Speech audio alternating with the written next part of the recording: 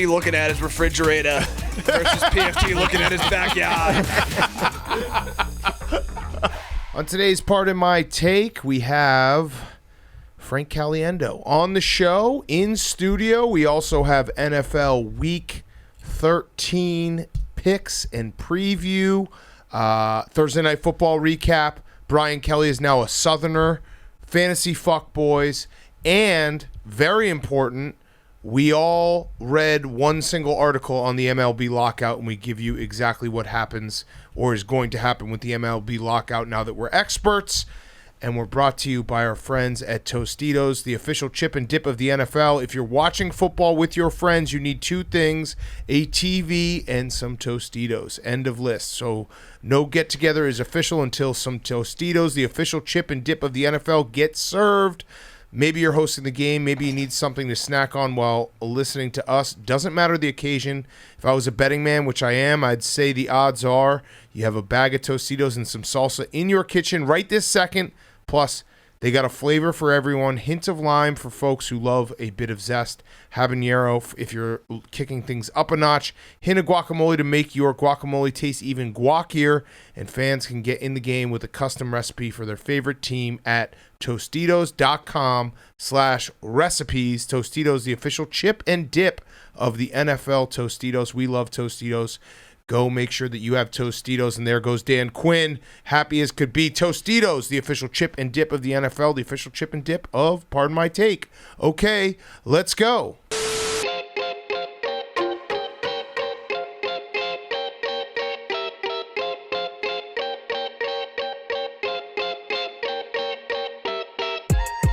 Welcome to Part of My Take, presented by Tostitos, the official chip and dip of the NFL. Today is Friday. I almost said November, but it's actually December 3rd. And Dan Quinn, backwards date Dan Quinn, cool guy Dan Quinn, he's won a game. The Dallas Cowboys beat the Saints.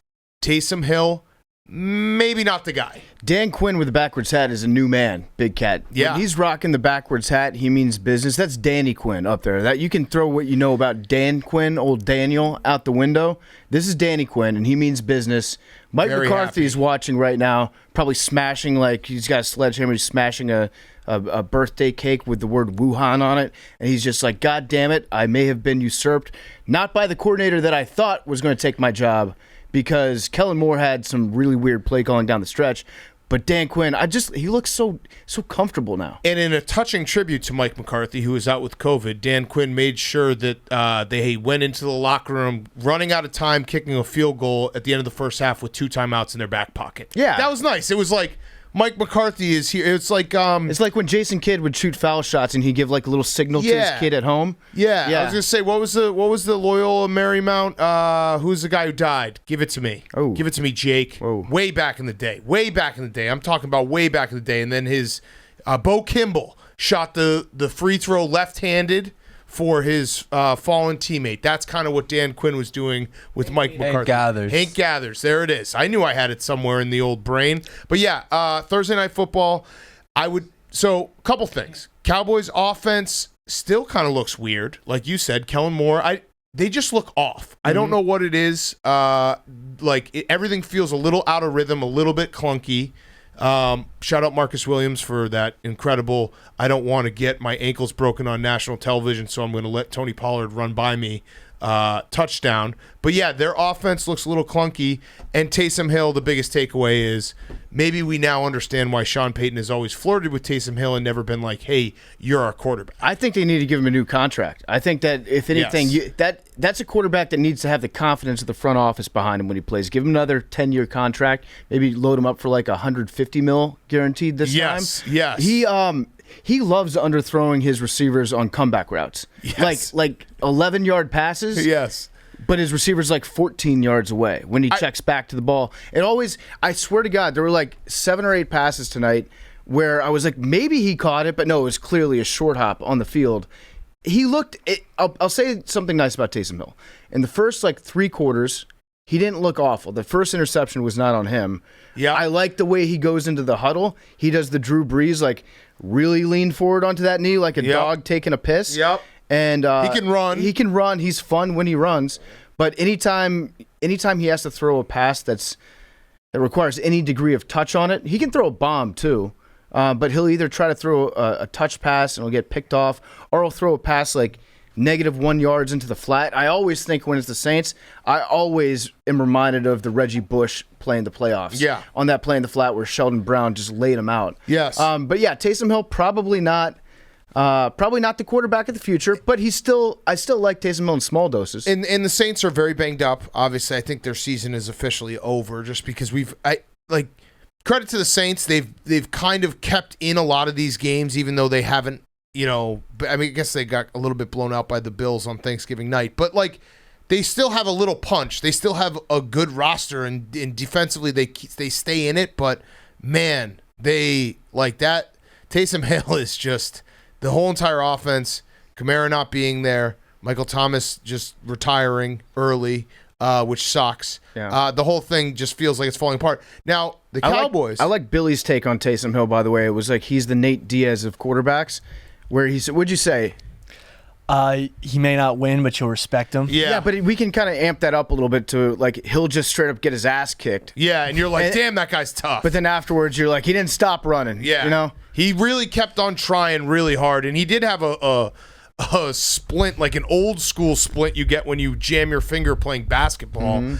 On his middle finger on his throwing hand. Russell Wilson came back in 3 weeks. Yeah. Taysom Hill came back in 3 minutes. Well, I think it also it kind of just proves like, hey, Taysom Hill, you're not really there to throw it accurately. Because I would imagine most quarterbacks either, if I don't know if he broke his finger or jammed his finger, they would either come out of the game or not wear a splint and tough that out. He's like, you know what? Like, throwing's not really my thing anyway. Yeah. So what does this matter? I also think Sean Payton has the biggest mood swings of any head coach, but when he's in love with you, he's really in love with you. Yeah. So even though Taysom Hill had probably a pretty much broken hand and was still out there playing, this was a guy that liked Trevor Siemian a lot a couple weeks ago. But now he really likes Taysom Hill a lot. He does get credit, though, for calling Teddy Bridgewater. He tried to get Teddy Bridgewater. Yep. So he tried to do that. I think this just means Jameis needs to get more and more money. All these games would be so much fun. Jameis wins this game. He wins this game if he has one leg. Yeah. We got to talk about... So Trayvon Diggs, obviously, he got his 9th pick, and we've joked that he should be the MVP of the season. He is now no longer the best defensive player on the Cowboys. Michael Parsons is insane. Yeah. I saw a stat that Michael Parsons, he's already surpassed all of Chase Young's defensive rookie of the year stats, and we still have 5 games left. Like, so that means he's going to stink next year. Yeah, he's going to stink there and maybe get hurt. Hopefully not, knock on wood. But he's like, even that pick, the Taysom Hill pick that was along the sideline on that wheel route, Michael Parsons was playing defense on the receiver. I think it was who's playing receiver for the Saints? They've got Lil Jordan Humphrey. Yeah, who I love. That's a great name. They've got Callaway, right? Yeah. Do they have Harris? Do they have Kenny Stills? Harris? No. Yeah, they got do they Harris. have Kenny Stills? I don't know. I don't think so. But either way, Michael Parsons was like 20 yards. He's on the team. Oh, okay, so that's who he was defending. Active. No, I think that's who he was defending. He was defending Kenny Stills on a wheel route. He was 20 yards down the field playing cornerback, and he was the one who broke up that pass that led to the interception on the sideline. Like, he's all over the place. I want to see him play some tight end. It's crazy. He's awesome. He's probably the best athlete on the field at any given time. Yeah. And Danny Quinn's job is to just let him cause havoc, create havoc. That's the game plan for Michael Parsons. He does a good job of it. I'll just say this for the Saints offense. You might want to consider putting at least one guy to block Michael Parsons on 3rd down and 5. Yes. It might be a good idea if you're dropping back to pass. Kenny Stills, I'm looking at it right now. This is either a combination of Kenny Stills not being Kenny Stills anymore or Taysom Hill just not getting the ball to his wide receivers, which happened a lot, where it's like it was technically a target because that was the one he was throwing to.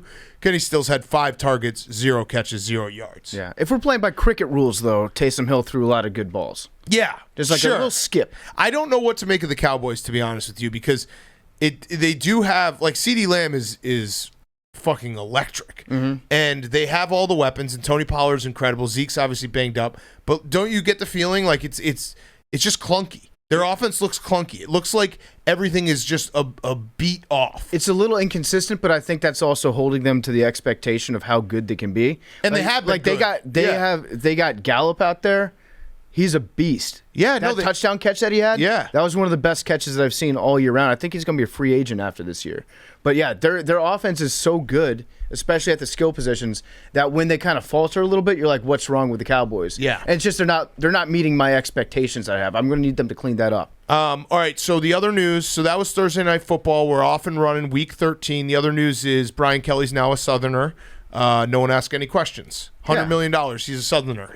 Larry the Cajun guy. I wish we could have like had a bet on this, because this is, I'm not even going to be mad at Brian Kelly for this, because this is just college football coaching 101. I love it. Like, Lincoln Riley is now is a Cali bro. He's gonna be like, "What's up, dude?" Yeah, like they just take the lives of other people. It's like that Ethan Hawke movie. What's that movie called?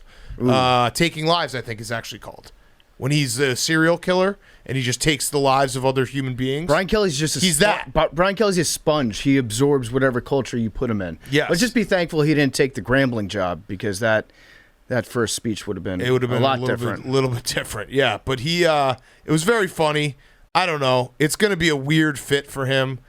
I'm excited to watch it just because. Why not? And then we also got it was very funny though when he came out and he was like, "I'd like to thank my family." Family, yeah.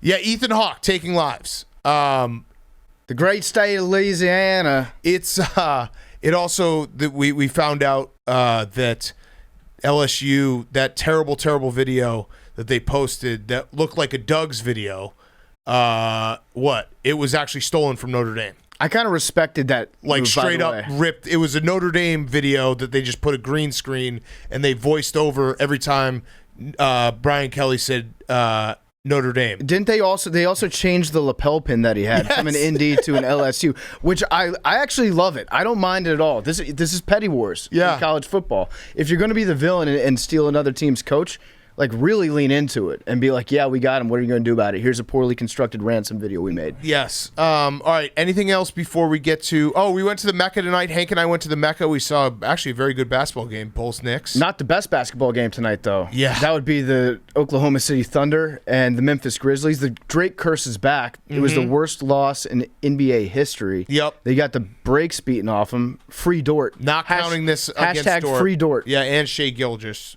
You got to free him as well. But yeah, the Thunder. And John Morant wasn't playing. Don't worry, the Thunder. You have like 75 first-round picks. Oh, I forgot to mention this. This is actually last thing before we get to the weekend preview.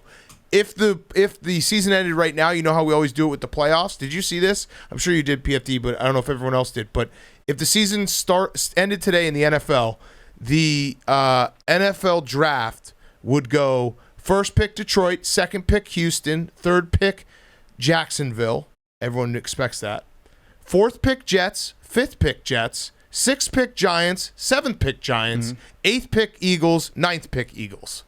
So 6 picks in a row for 3 teams. It's kind of a fun little thing. I want to see the Eagles try to package that and then move up to where the Jets are. Yeah. And see how much the difference. Break out the old Jimmy Johnson draft value chart and let me know what they'd have to add in to move up like 2 spots with 2 of their picks. Well, if Gettleman's still there, he would probably trade his 6th and 7th for the Jets' 4th straight up. Yeah. So the Jets have 3 picks in the and top then draft the same offensive lineman twice. Yes. We really want to be committed to this guy. Yeah. All right, let's get to it. Oh, So there is one last thing. Today we should celebrate. I feel like this is something that Jake would really... Our 500th episode. Yeah, 500th episode. Big 500. But this is something Jake would really appreciate. Today's date is 12/02/2021. That's too many numbers. Which is a palindrome. And an anagram. And if you flip it upside down, Benjamin Rathspell, it's the same upside down as it is right side up. Hester Moffat, the rest of me. Wait, so what is it? Do it again. These are things I have to see. Okay. I can't be told them. Forwards and backwards. So this is what the Bucks did, right? Yeah. But then also watch this trick, Same Big thing. Cat. Okay. Got it. Flip it upside down. Turn your laptop upside down. Wait. Let me just wait. 12:02. 20. Okay, got it. And then upside down. It's like the boobs trick on the calculator. Yes. Got it. That's what an anagram is. But no one writes their 1s and 2s like that. Calculators do. Robots do. Now they're fucking. Billy taught us about that. Like, if you did it like this, it wouldn't. If you did it like this, so 1, 2. It's was still it 02? 1. No, you already screwed up. 2021. 12. No, I got it right. 120-22-021. That was so confusing the way you just said those numbers. 1202. 120. Yeah. 120-22. And don't listen to Billy. Look, 021. This does. Yeah, it looks the same. Same. It does. The exact same. It's the same. Perfect. Retrospect. I'm so bad if you say like more than 3 numbers in a row, I've already blanked it out. Mm-hmm. It just doesn't work. Yeah, our brains aren't built to hold that sort of. That's why God invented calculators. This is coming from the guy who forgot his PIN number that he had for a decade. So, no surprise. I can't figure this one out. Mm-hmm. But that is a cool fact. Fun fact is scoregami of dates. Oh, there's one other thing about the Saints game tonight. That the blindside block that they called on the Saints fullback. I think that the NFL just likes to sprinkle in 1 or 2 of those calls every Saints game, just to remind Sean Payton, like, I still hate you. Yeah. We're still at war right now. Yeah. And he'll probably just go ahead and suspend or fine the fullback because Goodell loves to do that. If there's a bad call that everyone's mad about, he'll actually come over the top and back up his officials and be like, actually, it was the right call by the letter of the law, and it's worth of a fine. Yes, absolutely. Yeah, Billy? Last thing. I do have a small update on that wristband story. Turns out the Patriots have launched an investigation with the NFL to find out if the wristband has been stolen. So maybe you were the one who catapulted Billy's this. a narc. The guy who I actually feel bad because I might have narked. Yeah, you are a narc. But someone else narked first. Stop snitching. Okay. It's on brand for you, though. Okay, yeah, it's very on brand. Narc. All right, let's get to our weekend preview and MLB lockout talk. Okay, before we get to our weekend preview, Sport Clips. Sport Clips is the best place to get your haircut. I actually need a haircut. I'm going to go to Sport Clips, sportclips.com, or use the app, and you can claim your spot online today. You know what drives me crazy? Walking into a hair cutter and guessing if there's a wait. Did you know at Sport Clips, you can go to their website or their app and you can claim your spot in line. You don't have to worry about that. Long wait, short wait, doesn't matter. You can see your spot on the list. You can do whatever you want, and Sport Clips will send you a 15-minute text when it's time to arrive. Opt-in required, message and data fees may apply, but there's nothing worse than showing up to a barber shop and being like, well, I might be here for another 2 hours, or, oh, I got to go right now. No. Sport Clips has you set up so you can plan your day around it. You can be in, you can be out, you can get the best haircut in the world because they know how to cut men's hair. Sport Clips, go right now. Check them out, sportclips.com or the app, and claim your spot online today. Okay, before we do the weekend preview, we are going to address MLB lockout, and we are going to do it in a way that only we know how. Everyone in this room has read one single article about the lockout. We are then going to use all of the information we have absorbed from that. Now, note, PFT read his article yesterday. Yeah, I'm a bit of a brown nose on that one. Yeah, but Teacher's also pet. You might have lost a little information. Oh, I definitely, Right. I did not retain it. So let's do it. Round table, everyone can hop in with the article they read. I'll start.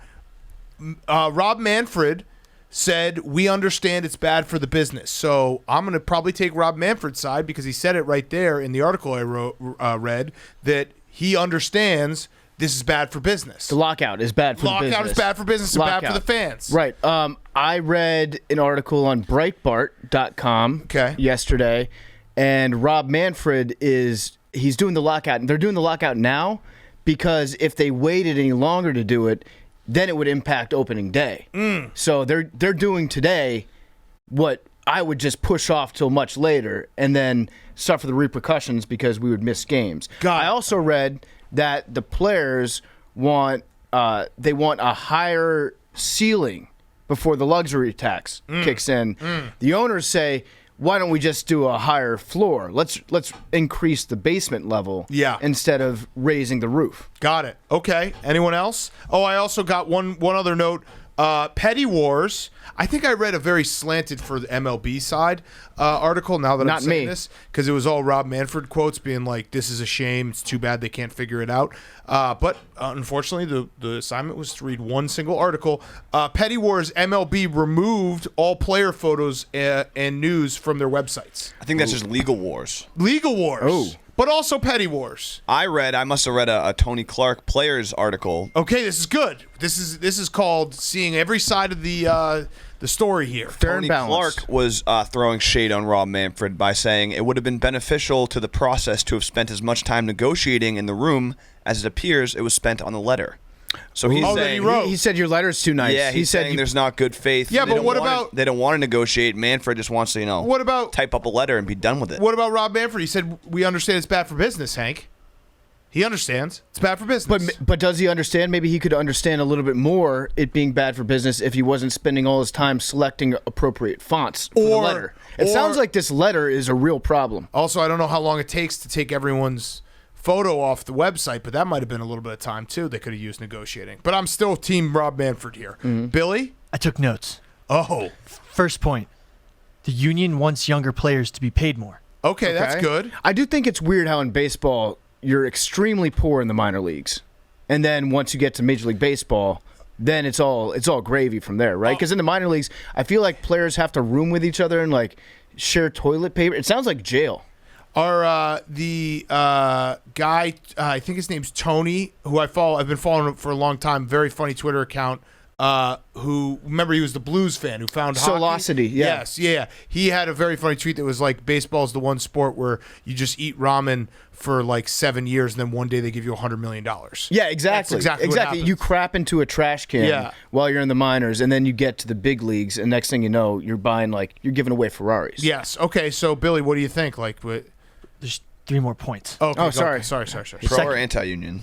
We're just the facts. Just the facts. We're Second just reporting the facts. Owner, Rob Manfred says this is bad for business. Just want to reiterate that. Owners want to reallocate spending towards young players because they value them more. And they're not because they're cheaper. Got it. Because they value them more. They value them more. They want to pay a guy $2 million instead of $1 million instead of pay a guy $300 million instead of $250. That makes sense economically. Third point.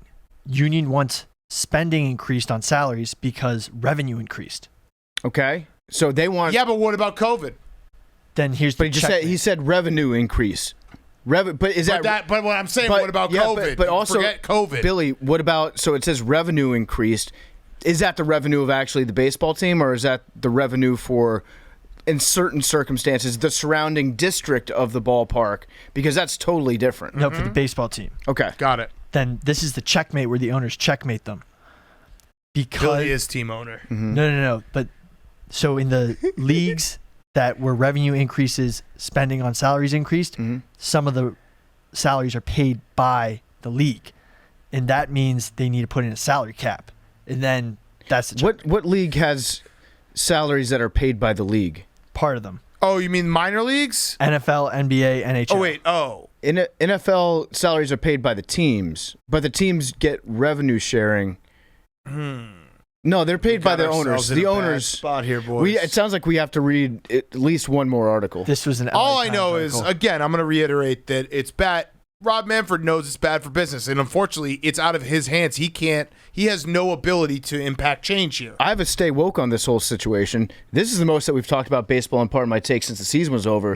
Is there really a lockout, or are they just telling us that there's a lockout and the players are free to come and go? It's like a wag the dog situation. It's a fake lockout. It was also cool that everyone panicked before the lockout and did their free agency, which was nice to have free agency again in November and December, which usually last year we didn't have it till like February. Shout out Marcus Stroman. Jake will hopefully bring some clarity for us. So I read the CBS Sports article, and basically there are a plethora of issues that they're fighting over. From the player's perspective, there's a declining average player salary, so they want to boost that up. Teams are purposely holding players back, prospects back. Chris Bryant. To delay their arbitration, which I don't fully understand, to be I get it. I understand. I know what arbitration is. Arbitration is a hilarious process. Arbitration is you sit down in a room and your agent gives the salary that you think you're deserved. Then the team gives the salary that they think that you're deserved. and then a guy opens up an envelope and says the number that he believes is the number that they deserve, and then whoever's number is closer, they get all that suggested. It's kind of like Deal or No Deal. Yeah, exactly. Yeah, But I agree that they have to figure out that rule because it does make no sense. It was for people who don't follow baseball. There's a clock that starts when you get drafted and like your service time clock. So famously, it's happened multiple times with multiple teams. But Chris Bryant was good enough to be on the Cubs opening day roster. Theo Epstein was like, if we hold him back for 15 days, I think it was 10 days, he then we get another year of holding his rights. Right. So it's a stupid rule. I think that if it continues, you can't really blame teams for doing it. So they got to fix the rule. And there's a tanking problem, which I guess the players, understandably so. Oh, no. yeah. Well, there's From like the Orioles are losing 100 games a year. there's like 5 teams that are good in baseball. That's what the issue is. There's so many. Yeah. I'm sorry, I'm getting out of my depth. This was not included in the article that I read, so I won't say anything else. I think the only way you could fix the tanking problem is just have the baseball season end before football starts. That's a good idea too. Right? Fair. What also this says Also, less games, less chance to tank. Like, think about it this way. If they played 100 games, no one's going to have 100 losses. No one's tanking. the Mets, according to Frank, I won 162, so they'd probably be Oh, on that's 100. true. Yeah, that's right. That's Yeah. right. I also read that they're thinking about doing an. This is one thing that I'm totally in favor of. The owners are suggesting that they do an NBA style draft lottery instead of doing what the procedure is that they have now. So that means that they would be using a ping pong ball machine. So I like that. Yes. All in all, a fluid situation, which we kind of saw with COVID, which is kind of annoying, but they won't give real answers until something happens. Okay, until we have someone who can tell us everything, that's the most you're going to get. I think that was actually a pretty good. That was guys on labor. Yeah, that was a Guys really, in labor. That was a really good explanation of There we what's go. going on. All right, let's talk some NFL. Let's talk some sports that people watch. No offense to baseball, but let's talk some NFL. Week. Oh, by the way, I just went to look at the NFL schedule. All the preseason games in baseball are TBD. That's cool because of the labor stoppage. All right, week 13. I know you guys hate when I do this, but we have to give the speech. I have to give the speech again. We are now at the point where Stop it. there's not going to be Saturday football after this week because of college football championship week. We're getting down to it. Like the fact that there's only 5 games left, that's fucked up. Why are you doing this? Because I want everyone to be warned. Big Cat. forewarned. One day, everyone hearing the sound of a voice is going to die. Yeah. Alone. Let them know. Well, they're not going to die in 2 months, hopefully. Yeah, but I don't want to know this. I want to Okay. I want to pretend like I've got football for the rest of my life. Yep. Okay. Well, I'm gonna keep just letting everyone know just a little. Ignorance cherish is the bliss. moment. Nope. Cherish the moment. Nope. Cherish the moment. This week kind of stinks. There's some weird games, mismatches. But let's get to it. Jake, do you have the updated? Yes, congrats to PFT 5-0 with the Wow. extra turkey Thank you. pick. Thank you. Nice. Big Cat, you And and you I bet them all, right? I did not bet. Very bad week last. I'll get to it later. Responsible. The two of us? Actually, I am in the midst of my most responsible decision making ever, gambling. I'll explain later. The two of us went 4-0 in our regulars, lost our turkeys. So overall, Hank still with a nice 2.5 game lead on PFT, who's alone in second. So you're in the You're dangerous driving? spot. Jake, Billy, Big Cat tied at 26 and 23, and Liam at 25 and 24. So PFT. So and it's Liam. tight. Hey, Bubba, I got an Yes. idea. 6 weeks to I'm go. listening. What do you think about convertible? Oh, I love it. Convertible, take Yeah. it across Route 66. Yeah. I love it. I'm actually Nice. excited about this now because Big Cat and Hank never let me rent a convertible when we go on the road Again. because it's always in the middle of January. No, that's when we not. go on That the actually road. has nothing to do with it. It's the fact that we have like a 5-man operation with a bunch of camera equipment. Yeah, but a and I think convertible- about the guys behind the cameras, and a convertible never makes sense. A convertible. Right. Yeah, with it. Bubba convertible. Yeah. We're Yeah, doing Nineties the it. two rock of the you whole way down. might as me, well. yeah. Hell yeah. Maybe a Camaro. Yeah. I don't like having to be the parent sometimes and be like, convertible makes no sense for 5 of us. No. Well, With like camera bags and shit. there are other ways that we can deal with that. We're getting a convertible, Bubba. I want. You know what? I'm gonna pull a Billy and adjust my picks on a weekly basis so that I try to win second There we place. go. There we go. Hank, get us started. Favorite. We'll talk about each game we touched on. Ravens minus 4.5 versus the Steelers. Chalky pick, but I love it. I hate it. But I'm also stupid because I still think like the problem I'm having with the Steelers right now is they're very bad, and Big Ben is very bad. But Mike Tomlin is the quintessential like rah rah when you count him out coach. they're going to play one more good game this year. And why not against the Ravens? I mean, this is why they invented the cliche throughout the record books when the Steelers and the Ravens get together. They also These two teams don't like each other. This is old school AFC North football. I like the Steelers a lot in this game. And the Ravens are like quietly they're winning, but they're not playing well. They're covering though. Well, they didn't. Yeah, they didn't. Sunday night. Yeah, they covered Sunday night. They lost to the Dolphins. They didn't cover the opening line against the Bears. They lost to the Dolphins. I don't think they covered against the Vikings. They did look like shit last week, even though they covered. Like that's not a good game for the Ravens. Right. That's what I'm saying. That's one of those rare we lost or we won, but let's still burn the tape. All right. So the Steelers are bad. Like I'm not going to sit here and say the Steelers are good. I'm just very worried. I'm going to look right now of when the Steelers are going to decide to have their last stand, and everyone's going to be like, "Oh my God, are the Steelers back?" No, Mike Tomlin's just really good at getting everyone pumped up for these games. Maybe it'll be the Chiefs in Week 16. Maybe that's 4, by the way. What? -4. -4. All right. So Hank's on the board.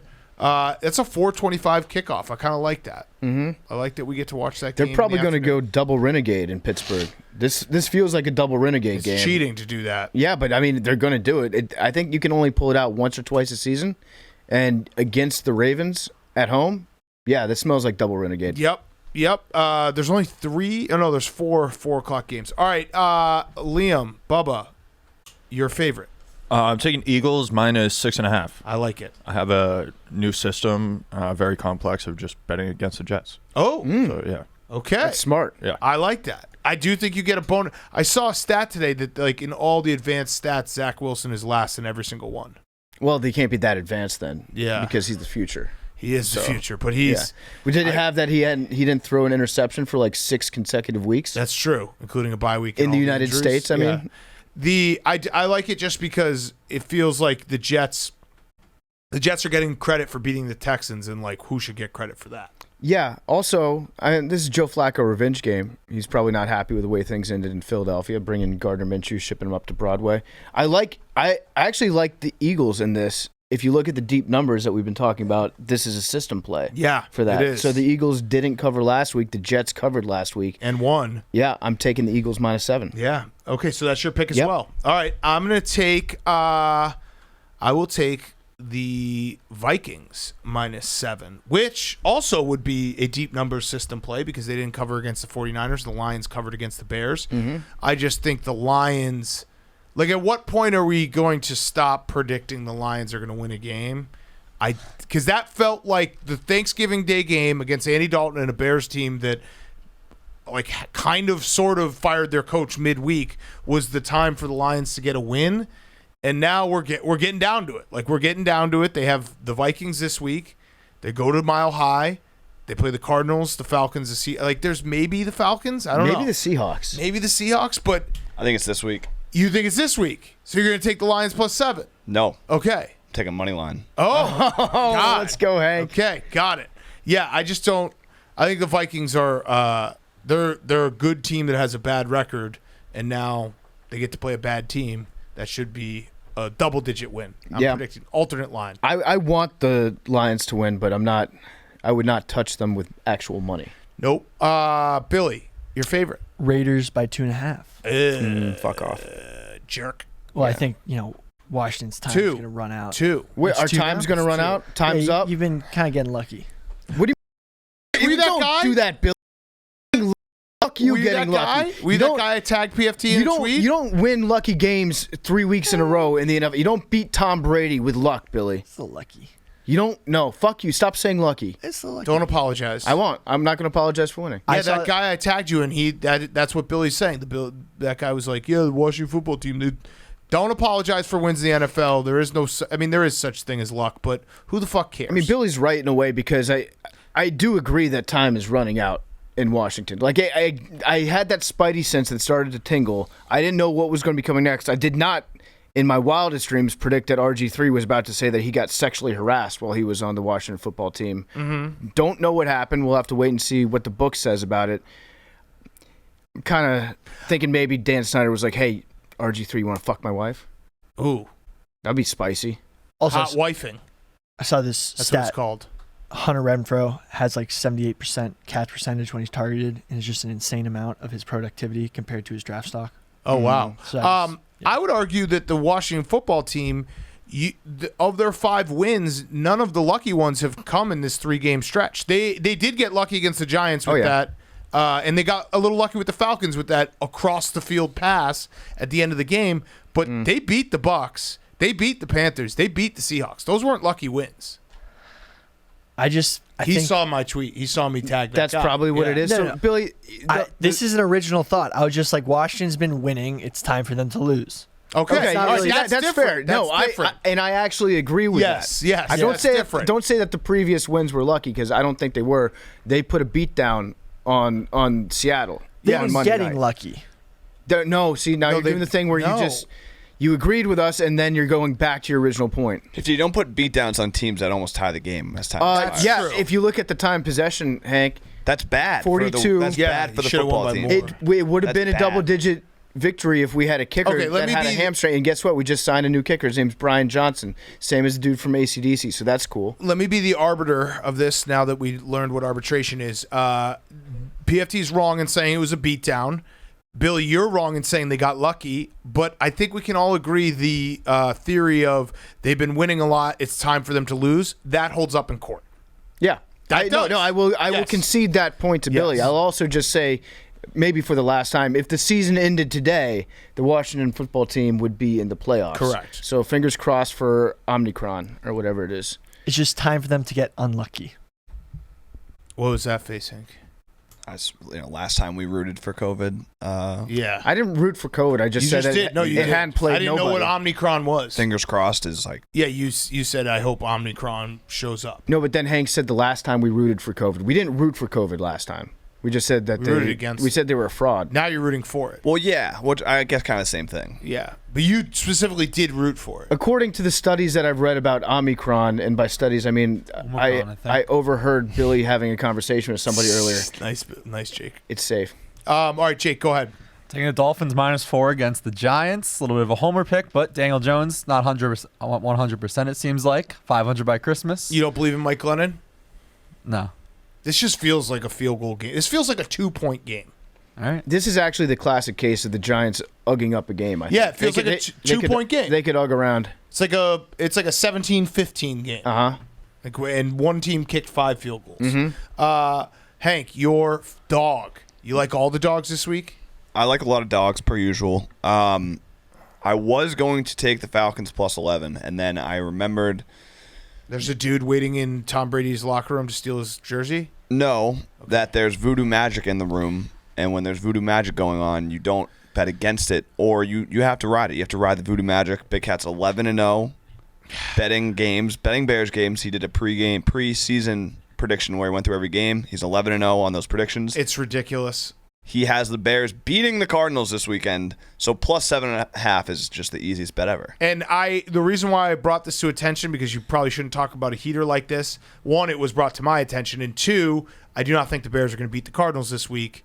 But yeah, on I Redline do. Radio, I believe. before the week 1, I went through the schedule, and I'm 11-0 right now. Take that, fucking Raiders coin flip, dude. Yeah, I'm going up against the Raiders coin, so I would love for you to beat the coin this week. That'd be wonderful. Yeah. Actually, I think, you know what? If you're both wrong this week, that's like a tie between you and Carries the coin. over? It's going to be like John Henry versus the steam engine, so you have to keep going up against the coin. Who, Big John Henry? Yeah. All right, go ahead, Bubba. You're underdog.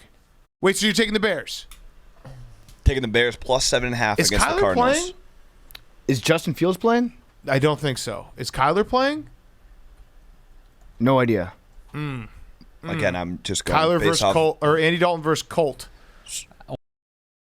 Yeah, Cardinals are expected to have Kyler Murray and DeAndre Hopkins on the field this Sunday, barring a setback. This is Means one of nothing. those games that I will say the only thing the Bears have in their favor is that Voodoo. I was gonna say their field is always a shit show come December, so hopefully that slows Kyler Murray down. That's about it. Okay, Bubba. I'm going against Jake and taking Giants +4. It was kind of what you said, but I feel like it's just like a sloppy game. It'll be close. Sloppy. Maybe a little rain. Everyone's wet. Gross. Field slipping. All right, PFT. We get any snow this weekend? I don't know. Hope for some snow. I'm getting the Seahawks plus 3.5. Is your fridge full? What's up? Is your fridge full? What do you mean? Or your freezer, sorry. +3. +3. +3. Plus 3. I don't understand the reference. Put beers outside. Yeah, I'll put beers outside. Fuck yeah, you Are will. you going to put beers outside, Hank? If it snows. You can do it in cold weather in general. It's not just a snow thing. Anytime. Why did that set Hank off? Love beers outside. Beers outside. It's God's back. refrigerator. It's the back in best. the week. Yeah.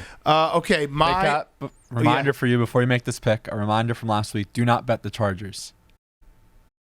Fuck. Okay. Is it actually your pick? Yes, my pick. You That's told a me good last pick. week on Yeah, Sunday. +3. I was like, well, they'll keep it close. Like, it's going to be... Who can decide between the Bengals? The Bengals and the Chargers have to be the most, like, volatile... Well, I don't know. You know said it what? on You know what? Sunday. You know what this All right, game all right, I'm makes me crossing it think out, of right here. crossing it This out. game absolutely makes me think tie. Yeah. Can I predict a tie? So then I should take the +3. I'm predicting it. My numbers are telling me this is going to be a tie this week. Okay, so that sucks. Thank you, Jake. I'm going to take Washington football team then. Thank you. All right, Washington football team +2. I really did like the Chargers because it does. Like, I love the Chargers. I don't think the Chargers are good. I think the Bengals might be good, but they're also due for a loss. So this is like both these teams are basically the same exact team where they will have stretches where they'll look incredible and then stretches where they look terrible. So put them together.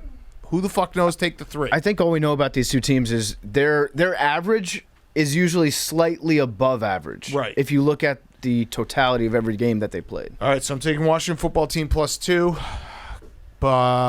Billy. Jets 6.5.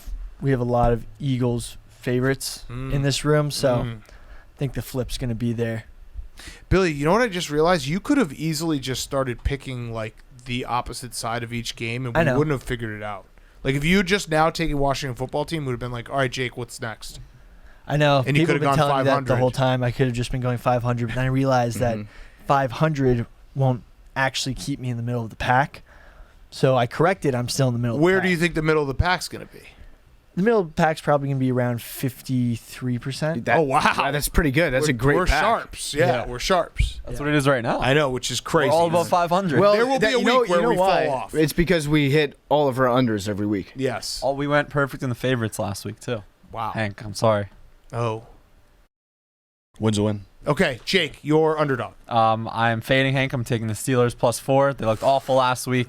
Can't look worse. They're at home. Throw out. What's the saying, PFT? You got to throw out the record books when these teams get together. Boom. No love lost, Jake. It Exactly. is the If I'd be rooting for Mason Rudolph. Like every time I bet the Steelers. Oh yeah, Big get Ben's so bad. So bad. But it is the Tomlin effect. Tomlin is like, Tomlin could have a team that's Can't just fix broken though. Are they no, gonna- but he can. wait, He wait, can rah-rah yeah. anyone. For like a temporary stay of execution, Tomlin can do it. He Are they can. going to be listening to music? That's what I want to know. He probably Claypool's suggestion. he probably will like do something where before the game he'd be like, fellas, I've been thinking long and hard about it. We go beat the Ravens, music all week. Yeah. And everyone goes, fuck yeah. All right, you're over, Hank. We've talked about this sloppy toppy. That means some crazy shit's gonna happen. Plus it's so low. So I'm taking the Giants Dolphins over 40.5. Okay. That's it's always alive no matter what. Yeah, because it's so low. Yes. Ah. Yes. Just the number said so the low, number I thought you 40 said and a so half low. is a gross thing to say Yeah. for football. Just need like 10 points by halftime. You're still I have alive. that as my under, but now I might change because you are like what you said makes sense. You're never dead in that. If you have 13 points at halftime, you're very much alive. Okay, Bubba, you're under. By the way, Tua is awesome. You see Over? that, Over. that Under. comparison? Yeah. Brady? Yes. I'm gonna do Falcons Bucks over 50.5. Okay. Like it. Seems fun. Love it. No Antonio Brown, but that's not really different for the Bucks. Nope, they don't it's have not. anything really to adjust to. I did see a very funny quote from Gronk though earlier this week. It said that Tom Brady, he likes Tom Brady so much because Tom Brady knows what Gronk is thinking even before Gronk knows what he's thinking. Which it's hilarious and it's probably 100% accurate. I think I know what most people know what Gronk is thinking. Correct. He's either hungry or 69. drunk. Yeah. Or catch ball. Yes, exactly. Catch, run. Shout out the Bucks locker room. That was actually a very cool moment. I don't know if you guys saw, went mini viral, but a kid in Michigan, I want to say, randomly was FaceTiming his teammates, and he put in one wrong number, and it FaceTimed Sean Murphy Bunting on the Bucks, and he was in the locker room, and he walked around and like he got Gronk, he got Brady on the FaceTime with these high school kids. That's pretty awesome. It was very cool. Yeah. Very cool. Something nice, you know? Nice little moment. For the kids. Yeah. Okay, you're over at PFT. My over, I'm going to go with Chargers Bengals over. 15.5. Does the weather scare you at all? Not at all. Do you Weather's know not the real. weather? Nope.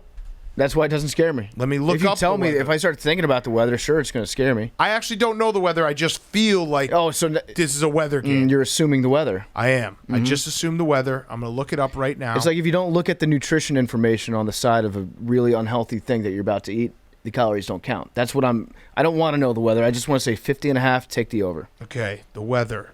This might also be Glenny Balls incepting me. Yes. Showers, rain. Okay. Lots of rain. Oh, yeah, this is the game that Glenny Balls said there could be up to a half an inch of rain. That's not that much rain. That's a lot of rain. Half an inch? I think so. I don't think that's that much rain. Is that a lot of rain? No. I feel like that's a decent amount of rain. It's like this much rain. That's That's this much rain? Yeah, about that much rain. Subscribe to the YouTube. Yeah, that's that much Watch rain. the YouTube. Yeah, no problem. What's 50 a decent amount of rain? gonna be- Jake, look it up for me. It's going to be 52, 26 to 26. That gets me to 52. Yep. All right, my over. I'm going to take the 49ers Seahawks over 45.5. I think both defenses are kind of suspect. It does suck that Deebo Samuel's out, but this is my way of. I meant everything I said about the Seahawks. I will not bet on them. I think Russ shouldn't have come back this early, but this is my way of betting on Russ maybe turning the corner and starting to play well without betting on the Seahawks. They're going to have to force feed the ball to DK Metcalf early in the game. Yeah. Yes, I agree. Because like the way that he was checked out, like he didn't want to be on the field anymore at the end of that game. Well, it's just very, very stupid. I know they're coaches and they know more football than we ever know, but like, how do you not say, hey, first 15 plays, like script a slant to DK Metcalf that he's going to get open with because he's a beast. Yeah, we have maybe a top 3 receiver in the league. He should probably get the ball in his hands occasionally. Yeah. Also, we forgot about Tyler Lockett. Did you know that Tyler Lockett's a virgin? Yeah, I think I remember that. Yeah, that story kind of fizzled away. Yeah, kind of a. Well, because he's weird. with Russ, so it's not. You think he might be lying about it just to get more balls from Russ? Yes. Like, that actually makes sense. On one hand, you got a guy that's plowing through 4 chicks in a night. On the other side of the field, it's a guy that sleeps alone all the time. Russ is feeding that guy. Yeah, someone actually had the stat that it was like DK Metcalf has like 3 catches since the foursome. Yeah, that was me. Oh, it was good. There it was. Of course. Bonk. Go ahead, Billy. You're over. Wait, you brought it up. No, I know because you brought it up. Okay. That he's a virgin. All right. So then I brought it up, but then I remembered it was your stat because it was a sex stat, which you're on top of. Credit to you. And bottom. You're always on top of sex stats. Billy. Colts Texans 45.5. Okay. Thought it would be a good under, so I'm picking it to be an over. This has the makings of a clowning. Exactly. I think it's going to be a run up. Clowning. Colts running up. The run up? Yep. A run up. Give me a predictive score. 38-14 Colts. Wow. 38-14 Colts. I'll take it. How many touchdowns for Jonathan Taylor? Or is this like a Carson Wentz get-right game? I think it's Carson Wentz get-right game. Sam Ellinger late game touchdown. In Texas. Back home. In Texas. Oh, what if Sam came in and got you that over? Yeah, put him in for the blowout. Okay. I do think this is going to be a run-up game. I agree with you, Billy. Run it up. All right, Jake. I'm in with you, Big Cat. 45.5 on San Fran, Seattle. By the way, half an inch is light rain and is not considered. What's real rain? An inch? Tornadoes is real rain. Inch and a half? I think an inch. Anything, Okay. yeah, like I would say like so half an inch. I'm wrong. Hand up. I know if they say like 3 inches, then you're fucked. Got it. That's like that's a downpour. You notice everything over 2. Now this one says heavy rainfall is more than 0.3 inches. So we have then it conflicting is. reports. Half an inch is real rain. Light rainfall is considered less than 0.1. Nothing So, confuses this podcast more than weather. So wait, Billy, you said like if it's over 2, then Maybe it's I'm wrong. like real rain. That's when you're looking outside and it's like, it's fucking raining. That's Yeah. like cats and dogs is 2. Cats and dogs is 2 inches. Yeah, that's Got it. That actually makes sense to me. Okay, thank Yeah. you. All right, Hank, you're under. We'll wrap up with unders. Talked about this game a lot. Steelers, Ravens, under 44. Big Ben sucks. Their offense is terrible. Mike Tomlin, good coach. He's going to get the defense fired up. They're going to, keep Lamar Jackson down, but not out. Ravens cover under 44. Okay. I like that pick. I got Vikings Lions under 46.5. This is a get-right game for Kirk, by the way, especially with Dalvin Cook out. Mm-hmm. This is a Kirk stat game. Mm-hmm. You're under PFT. I'm going to take the under in Broncos Chiefs. I am too. I think it makes no sense. I don't understand why I'm attracted to it, but it's 47 points. It's in Kansas City. It's a primetime game. This is like when we bet the over, which was our way of betting on the Chiefs. I want to bet on the Chiefs in this game, but I also want to take the under. It makes no sense because you would think if you're going to bet on the Chiefs, then go ahead and tack the over onto it. I think the Chiefs win like 25-10. Yeah, I'm taking it. My analysis is that the Chiefs' defense is playing better. The Broncos' defense has played well since Von Miller's been out. And on top of all of that, there's nothing that happens more often than on a Sunday night where I'm like, I'll just take the over, and it always loses. It just reeks of I'll just take the over, and it loses, so under. I also think that we have a high potential to see Drew Lock in this game. Really? Why? Because Teddy just gets knocked around a lot. Yeah, but he came back even with an injury last week. Yeah, but I'm saying Drew Lock is that bad. I'm saying that even when he's playing well, he'll still go out for a couple plays, and all it takes is one play for Drew Lock to come in. To fuck shit up. Yep. All right, we both have the under 47. Go ahead, Billy. Chargers Bengals 15.5. Because you think it's going to be an over. And there's also a half an inch of rain. Exactly. Mm-hmm. Which is news that we just got. Yep. Half an inch, though. Half an inch of rain. So 1 inch is a cat, 2 inches is cats and dogs. 2 inches like when you look outside and it's like it's raining cats and dogs. Like, Yeah. That's when people are like, oh, it's raining. What's raining. 3 inches? What's the third animal? Dude. Frogs. Yeah. Cats, dogs, and frogs. Sometimes it does rain frogs. Yeah, it's called the plague. Yeah, the Bible. Hydro Yeah. tornadoes. Okay. Okay, yeah. Sure. Jake, you're under. Eagles Jets under 45. This stream's 13-9. Okay. 13 to 9. I like that. That's a good score. Although that would mean the Eagles didn't cover. Okay. 16-9. 16-9, that's a cover. Yeah, I and can an see under. that. Yeah. All right, games we missed. Jaguars, Rams. I mean, if the Rams don't beat the Jaguars by 21 plus, they stay in the fraud and they go to extra fraud. I don't think that there's anything they can do in this game to get themselves out of the fraud pile. If they win by like 45, they won't get out of the fraud pile, but No. I'll put a circle on them being like, maybe not as bad as I thought. You know what I'll do? I'll do the like Denzel Washington gift. Okay. Yeah. I see you. Yep. That's the best that they can do. Like you can check something, you can check a box this week. Yeah. And then we talked about everything else. Wow, we hit everything else. And then we obviously will talk on. I mean, do you want to say anything about the Patriots Bills game for the division? We'll be there. We'll see you on Monday, Buffalo. For the division part 1. Okay. Perfect. So then we're good. We'll recap everything on Wednesday. That would be perfect. Okay.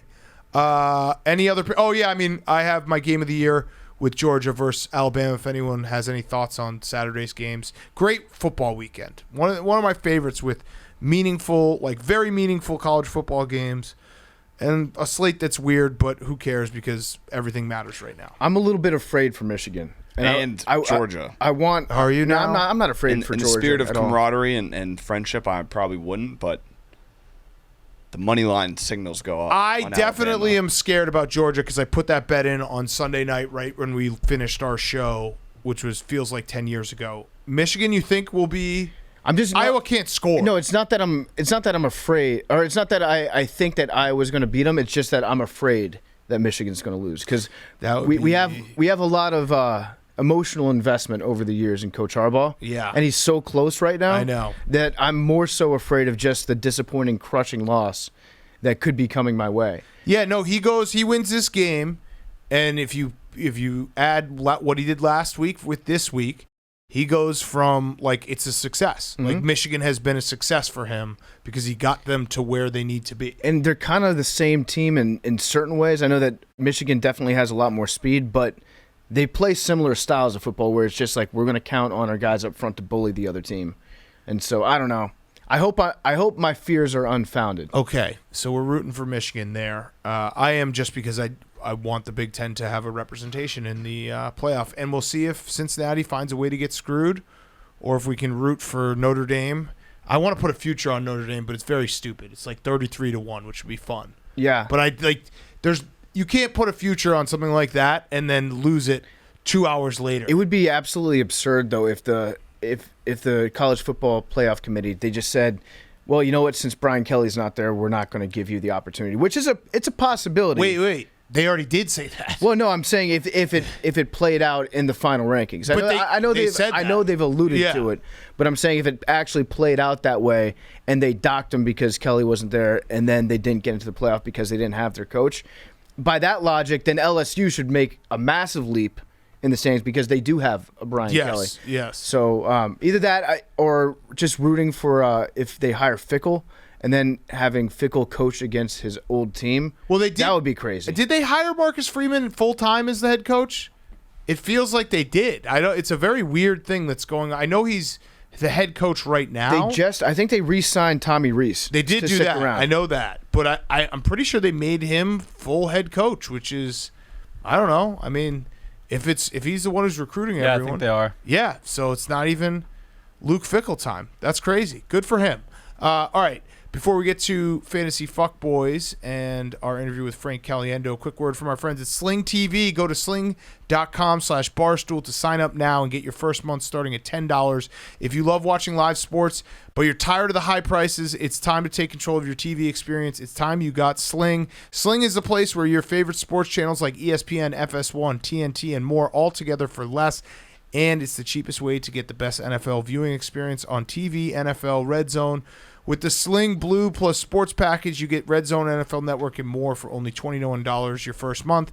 Plus, watch past episodes of PMT The Yak, Stool Streams, and exclusive new Barstool content for free on the Barstool Sports channel on Sling. Sling is super easy to set up. It's easy to use. There's no contracts, starting at just $35 a month. Sign up now and get your first month for just $10. Whatever you're into, Sling is where you can find the live sports you love all in one place. Go to sling.com/barstool to sign up now and get your first month starting at $10. Sling.com/barstool to sign up now. Get your first month starting at $10. Okay, Fantasy Fuckboys. Yo, we're back, Yo. boys. Welcome back, Carter. What's up? What up? My starter, my name is Seamus Sheehan. Seamus, which island are you from? That's not the boot. My stardom is hard cider. Cider. Fuck eggnog. Worst holiday drink. Hey! How hard? You need to win a holiday drink. You take some applesauce. You take some Jack Daniels. Put it in a pot. Boil it up. Hard cider for the people. Applesauce. Jesus Christ, that sounds delicious. My situm is Dick Pound. Yeah. No Nut November's over, and this motherfucker said that Peng Shui is 100% fine after one video call. I there trust goes. my life to Dick Pound. He don't know shit. Zoom call. That's it? That's it. Wow. He's a sheep. My sleeper is the sad guy looking out the bus and another guy looking out the other side looking happy. Yeah. Yeah, it's a That's great, a good one. great Good one. meme. Classic. Good meme. Totally not overused. No, I meme. like it though. You got the mountain on that side. Yeah, that's a Fucking tremendous view. Hilarious. It's good because he's got two conflicting thoughts. Me at when once. the pod's out One versus dog's me when it's looking not. that way, Yeah. the other dog's looking this way, and then this guy's like, "What do you want from me?" Yeah, Hank betting on the Steelers with all of us, sadly, and then Hank with his fucking crazy parlay, and the Chargers still alive, looking out the happy side. Hank looking. And I hope the whole bus goes off the fucking cliff and he dies in a burning fire. Not to bring up old Hank, stuff. PFT Hank looking at his the mountain refrigerator. on one side, and the mountain is applesauce shit, and then PFT on the other side looking out at some ice cold beers that are outside that very bus. PFT looking at his refrigerator versus PFT looking at his backyard. All right. What's up, you fuckheads? It's me, Chris Cuomo. Got some free time on my hands at the moment. Fredo. I'm starting. Hey, Don't say that. That's bleep a slur. Bleep that out. That's a slur. It's like using some other words Yeah, to some other people. bad words. Yeah. All right. I need to compose myself now. I'm starting Using the phrase Paulo Crampero. I feel like that one's got some legs on it. Yikes. Paulo Crampero. I'm just getting out in front of it before Colin Cowherd or Skip Bayless uses it. This guy's more dehydrated than my brother's cannoli, if you know what I'm saying. I'm sitting Zion Williamson. He's hurt. He's getting fat again. Had a little too much turkey for Thanksgiving. Take a seat. We don't unit shame. But he's a little injured right now. Maybe save some of the feasting for the 7 fishes. They're a lot more nutrition friendly. And then my sleeper, I'm sleeping Spotify. Love you guys over at Spotify. Thank you everyone that sent us a little message saying that you spent 30,000 minutes of your year listening to us dickheads jammer on like a bunch of idiots on this show. We love you guys. Hell yeah. Mwah, mwah. Hell Kiss yeah. of death. Mwah, mwah. All right, Give us the fucking bag, Spotify. Give us a fucking bag, Spotify. I need a bigger refrigerator. My stardom. What's up? It's Tommy Tortellini. My stardom is Psycho T. I saw that guy last night. UNC Michigan. Michigan stinks, by the way. I fucking love Psycho T. Pussy. I fucking love that guy. Sorry that your guys have alcohol withdrawals and lose 7 pounds because they can't drink while they play sports. Paulo Crampero. Oh, nice. Got him. My sit-em is my diet. I found out today I can jump out of an airplane and don't have to be 220, so fuck that diet. I'm back, baby. And then my sleeper is Tua.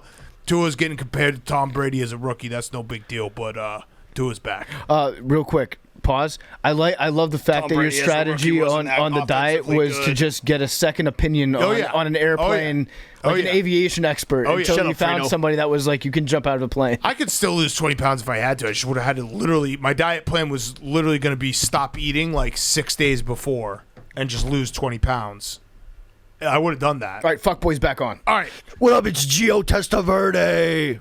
Sup, GG? Gio. My stardom is Hunter Renfro. The guy just swallows balls. Wait, we already Which heard one? this stat. I know, but it was written down from This earlier. guy swallows balls. just takes them. All right. He doesn't drop them. Anyway, my sit-em is Keith Olbermann. Silence. Fuck that guy. My sleeper is LeBron James because he's with the fishes. Lay fishy. Something's fishy. Lay fishy. The fish, James. Love fish. All right. Lay fishy was such a great skip.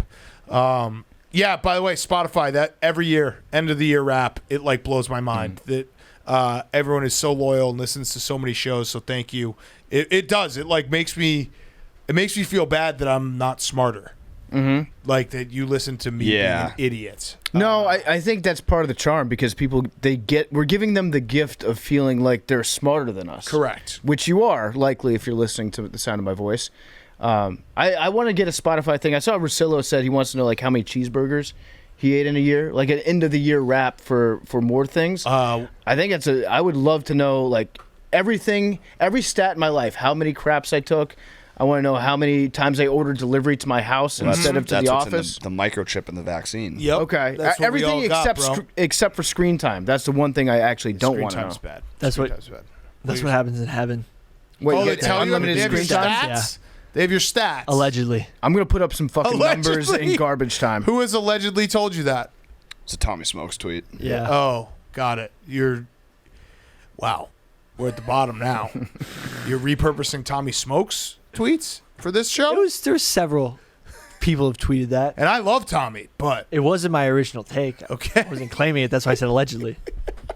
Oh, that's a good point. That's yeah, not no. how it works. No, You no, can't no, steal no, someone's no, joke he's and be right. like, allegedly. No, Billy's right by saying allegedly. He implies that it was somebody else's joke. Yeah. that's a really great way to literally steal someone else's I joke, didn't steal. but still give Allegedly. I'm pretty sure Tom's Billy- not the only one to tweet Billy that. give him a hat tip right now. Tommy, it's Hat great tip. No, tweet. tip your hat. Oh, Yeah. Respect. There Cheater. you go. top of the morning. All right, Jake, what do you got before we get Yeah, to one Frank? quick thing piggybacking off the fantasy segment. Can you do it in the fuckboys voice? A guy on Quinnipiac, a game I'm calling this weekend, his name is Jacob Rigoni. Oh! Jacob Rigoni. All right, give us Jacob Rigoni from 3.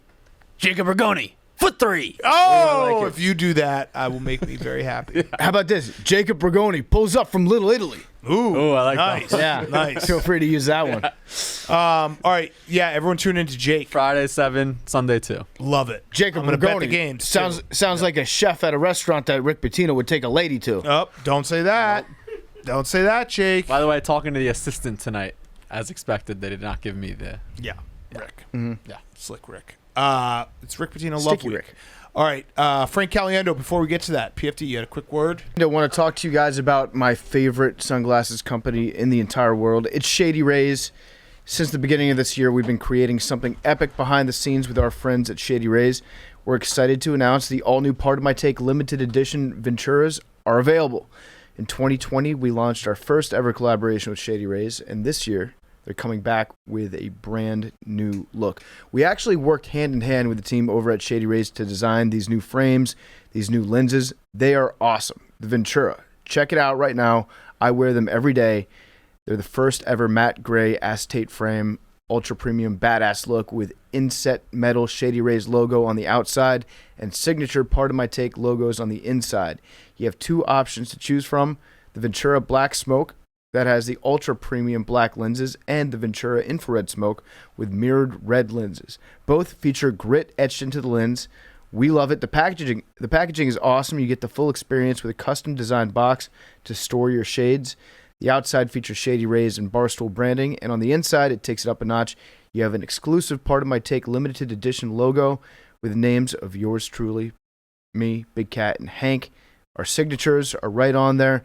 The PFT limited edition shades are covered by Shady Rays craftsmanship warranty. If anyone has a problem with shades, Shady Rays will throw profit out the window, and they will do what it takes to make it right.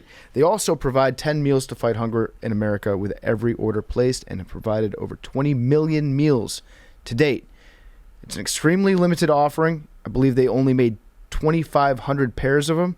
Listeners to today's show are going to be at the front of the line. They're not going to last long, so grab them before they sell out. They're worth the price. Go to shadyrays.com/PMT to grab your pair. It's a special collaboration between Shady Rays and ourselves, available only at shadyrays.com/PMT. Okay, we now welcome on our good friend, Frank Caliendo, recurring guest. He's back out on the road. Yeah, doing a little bit. Yeah, he's got Hard Rock in Atlantic City on December 3rd, and then he's got Wind Creek Event Center in Bethlehem, Pennsylvania on the 4th. So that's this weekend, Friday and Saturday. Yeah. Good to see you. Yeah, good to great. have you back out on the road. I have to ask, though, you said when you sat down, we asked how you're doing, you said good enough. Well, That's I'm getting older and I'm traveling around. It's just not the same. And, Yeah. I mean, I used to get off a plane, and you're going to find this ridiculous, but I used to get off a plane and go play in a ping pong tournament. No, that's awesome. What? Yeah, We love that. Yeah. Are you good? I'm pretty, yeah. Awesome. I've actually seen you practice before, like working on your backhand. You've got one of those machines that fires it at you, right? Yeah. I got that. Yeah. Not Olympic level, but probably, yeah. We have something of a semi-pro sports league here in this office. Oh, and yeah. ping pong is one of the recurring He's events. going to have to play Jake. You're going to have to play Jake. Is Jake here? We have a guy who's the best in the office. Well, Well, the best I'm one here. willing to play. I brought my paddle. You did? It's a lot like Roy Hobbs in The Natural, where Yeah. I carry it around in a trombone case. Wait, so are you trying to like shark people with that, or are you just like a no, a it's guy? a $250 paddle. Yeah. But you're Listen, carrying it everywhere. Well, I carry it just in case a A game ping breaks pong out. game Yeah, breaks yeah, out. Got it. Well, and you never know where Never know. that's going to happen. Like, for example, right here. Right here. Uh-huh. At Pardon My Take. Yes. Do you have anything that's booked up right after this interview? I do. I have to fly out. What time? We could leave. We could get done 5 minutes early. That's all Yeah. it's going to take. Yeah. All right. Fine. Yeah. Fine. We're gonna. Where's Jake? Is he here? Page Jake. Yeah, He's doing it. All right. So must page him. We're gonna sacrifice 5 minutes of this interview so that you I'm can fine play with Jake that. I'm to fine with that. 11. I only brought up like 23 minutes worth of material. Okay. Perfect. I am glad though that you're back on the road. It's good to see comedians get back out there and start interacting with live audiences. You strike me as a guy that, and maybe I'm wrong about this, but over the years where I've seen you perform, like when I hear about you going on tour, your tour dates are largely around like these types of event centers, and like you've played your fair share of casinos before. Yeah. And I'm always curious when you're playing at a casino, do they set you up in like the sweetest hotel room? And if It so, can. It possibly. Yeah. I'm sorry. Yeah, no, I'm just curious, like when you get to a really nice hotel room, if you're there, I don't know if you travel with family or whatever, but if you're there on your own, they give you like the biggest place. What's your routine to get settled into a casino? Oh, I don't have a routine at all. I just show. I'm there for as little as I can be. That's just good. That's kind of. I get somewhere and I try to get home because I have 2 kids. Instantly. Yeah. That's my son and daughter. My son is 17. My daughter's 15 now. So it's getting to the point where they don't care about me as much anymore. So I don't have to race home, and I'm not going to race home for my wife. But it's there is some of that. But it's kind of a situation where they were little kids. I tried to be there as much as I could.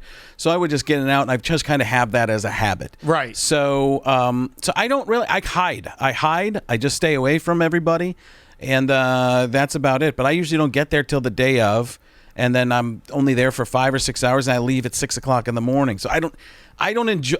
Listen, I wish I could give you a better answer. I just don't. I don't enjoy a lot in life. A lot. That's in part general. That's part of my. Yeah, I just do things. I go on the road and I try to get home. I try not to, but that's just my mentality. Yeah, no, you sound like, and I've had moments in the past year or so where I've thought about this, and it's terrible to say, obviously COVID aside, but I kind of miss quarantine sometimes. I miss the idea that you didn't have any, like, hey, are you going to come to this thing? Or are you going to do this thing? Yeah, I just say no to people. Though. Yeah, they're always that's like smart. they're always asking me if I can go to something, and I'm like, I'm not gonna say yes and then not show up. I'm just like, I'm probably not gonna go. I say no a lot. And some people respect you for that. Some people think you're a jerk. But I'd rather have the people think I'm a jerk for that than just saying, at the last second not showing up.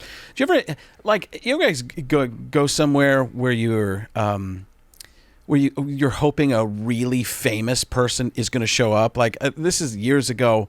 I did shows in Milwaukee at the Riverside Theater, and J.J. Watt. I was texting back and forth with J.J. because I'd met him through Twitter, but we grew up in the same area in Wisconsin.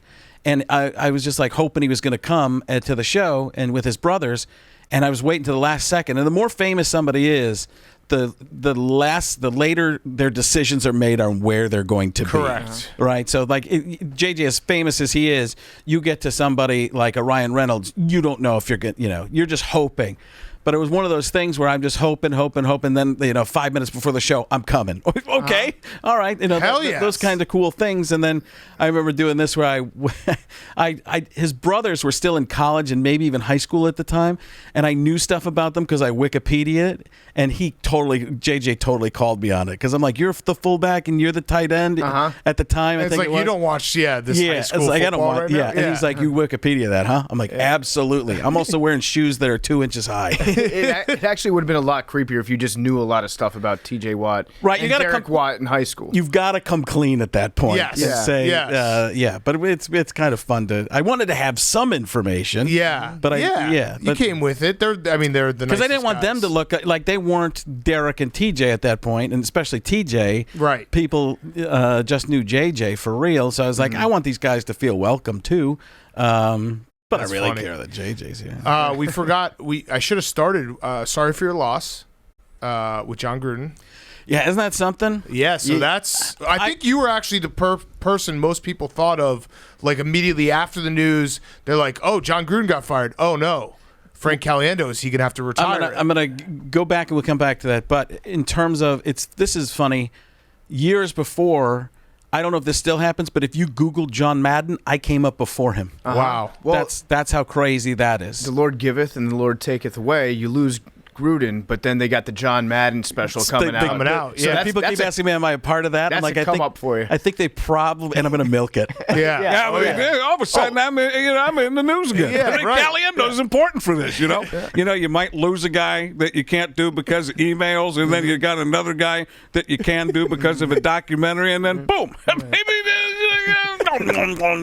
Paychecks keep coming in. Yeah, it's one way or another. I do look at it like that too. I mean, that's one of those things. And So Gruden, that was tough. Yeah, I mean, Gruden was 3 minutes of my act. Mm-hmm. So people, because I don't know if it's the algorithm or what, but that's stuff that would take off on Twitter and Instagram and stuff like that. So that's what people saw and thought that I was doing that all the time. I'm like, for 3 years, I didn't even do any of it. Right. So I'm not doing it on stage, right? I get worried. This is where I get worried. Is somebody's just going to have a camera and they're going to take a little piece. Because my stuff is really about celebrating people. There's nothing to celebrate there right now. Well, what about you could say Roger Goodell is a clueless anti-football pussy. Yeah, why not a dramatic reading of his emails? Oh, you think that would be really good for my career? Yeah. Well, I think that's a bit. It's like your emails. It's John Gruden's emails. Right, but people will, like I said, people will associate, or you said, people will associate with me doing that. All of a sudden, it's just gone. I mean, I had everybody ask me,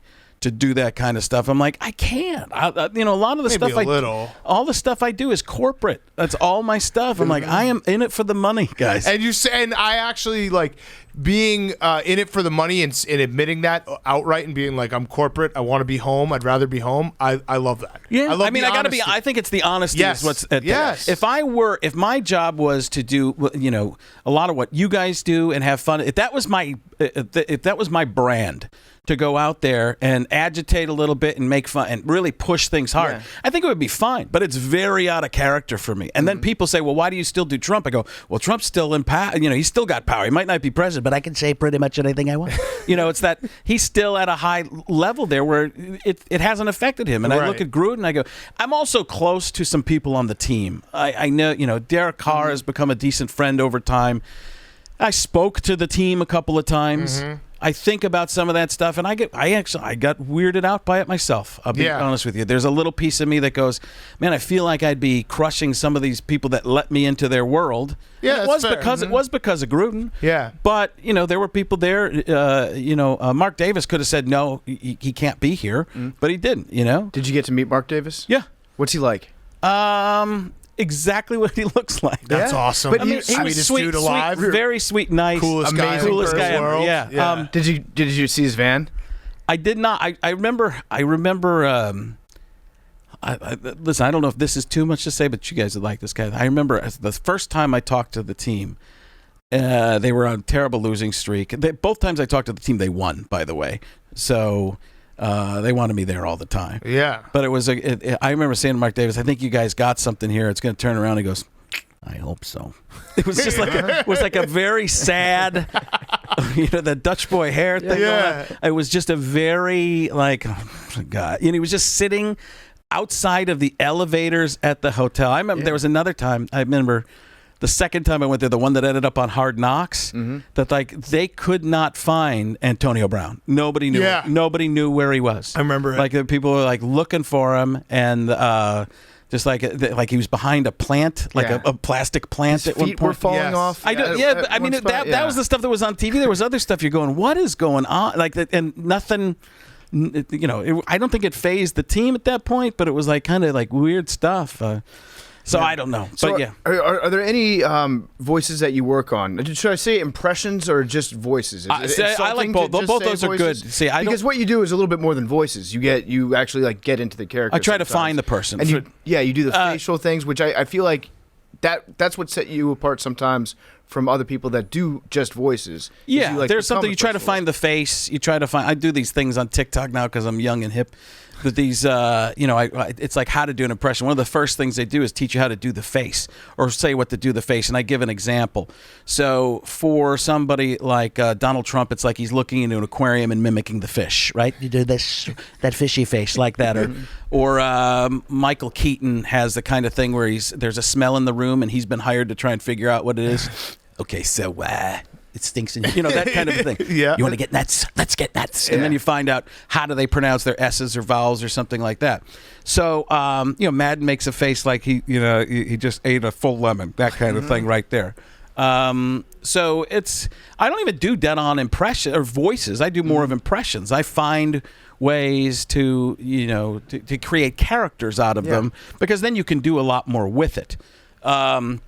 I'm trying to think. The old school way of doing things is nail the voice, and then you just have it. That's like a very 70s-ish kind of thing. Dana Carvey had the big cartoon character version of something. Yeah. And I like to be right in the middle. Daryl Hammond's that same way. He just nails things. You're like, oh, my God. And I've had this conversation with Joey Molinaro. I talked with him a bunch of stuff. He's great. Like when he does Colin Cowherd, he's got the 7 different things that Cowherd does, and you're going, oh God, yeah. And the little laugh into something, and you go, those are the cadences. Those are the things that get you into the characters and make it fun, and then you can do other things with it. Samuel L. Jackson, I did a thing that was just.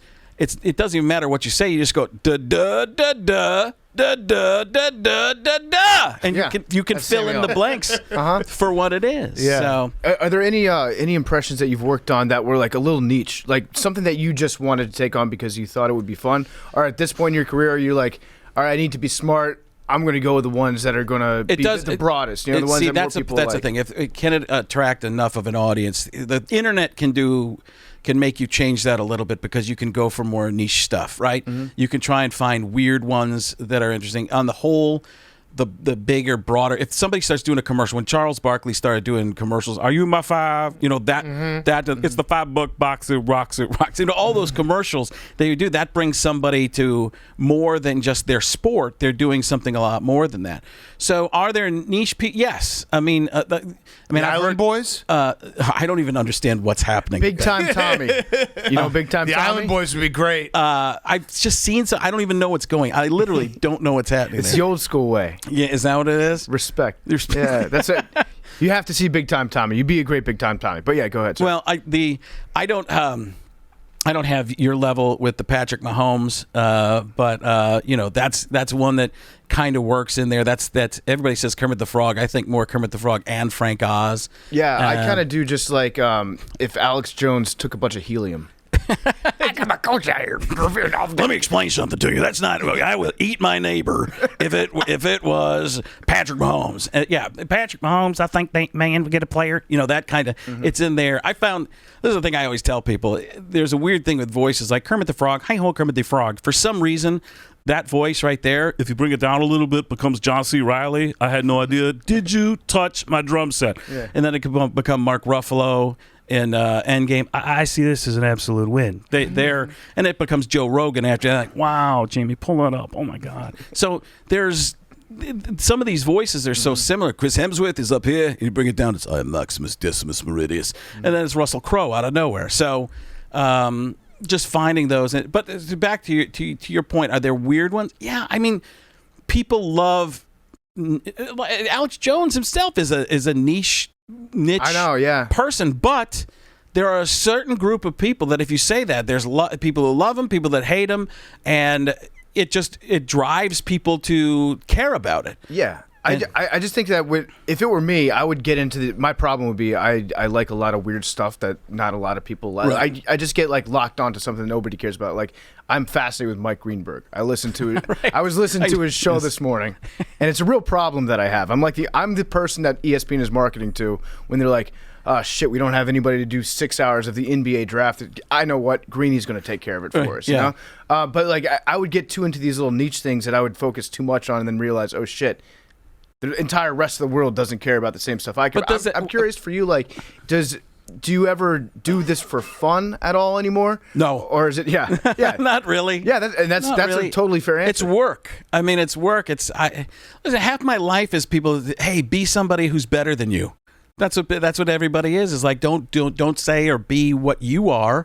Do the thing you do. Do the dance. And I don't have a problem with that because I shouldn't say I don't have a problem with that. I've created a lot of that. I told Joey Molinaro the same like back in the day when I first saw him come on, I go, make sure you do some sketches that are non-impression stuff. Mm-hmm. Just do some stuff, even if it's sports. Mm-hmm. Make sure you do a bunch of generic create your own characters, because if I do something that sounds kind of like you're doing Richard Dreyfuss. No, I'm not. It's just a character I'm right. It's somebody I'm doing. But I try to make them now. I was doing a Dan Campbell kind of thing the other day, and he turned into Matt Foley, the motivational speaker. Yeah, they slip into it. Yeah, it's very close. It's we're gonna like to go to Starbucks. It's just get that, and then but he does.